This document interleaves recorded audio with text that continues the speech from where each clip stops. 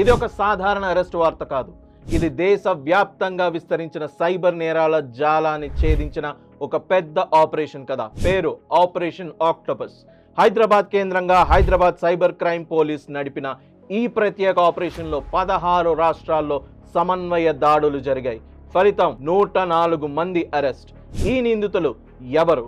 Online ఫ్రాడ్లకు ఉపయోగించిన mule accounts, money mule accounts అందించిన వారు, ఫ్రాడ్ నెట్వర్క్లకు లింకులా పనిచేసిన మధ్యవర్తులు, బ్రోకర్స్.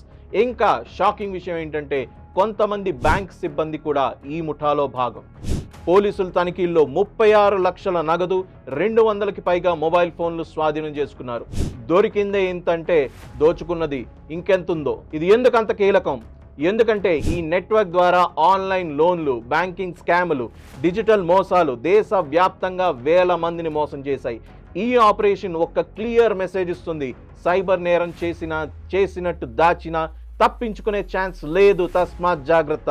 డిజిటల్ ప్రపంచంలో మనకు భద్రత కావాలంటే అధికారుల చర్యలతో పాటు మన జాగ్రత్త కూడా అంతే ముఖ్యం. అనుమానాస్పద కాల్స్, తెలియని లింక్స్, అకౌంట్ షేరింగ్, ఒక్క చిన్న తప్పు పెద్ద నష్టంగా మారచ్చు. ఆపరేషన్ ఆక్టోపస్ కేవలం అరెస్ట్ల కథ కాదు, ఇది ఒక డిజిటల్ వార్నింగ్. ఇటువంటి మరిన్ని షాకింగ్ న్యూస్ కోసం ప్లీజ్ సబ్స్క్రైబ్ టు ఆధాన్ హైదరాబాద్. ఆచి చికెన్ మసాలా.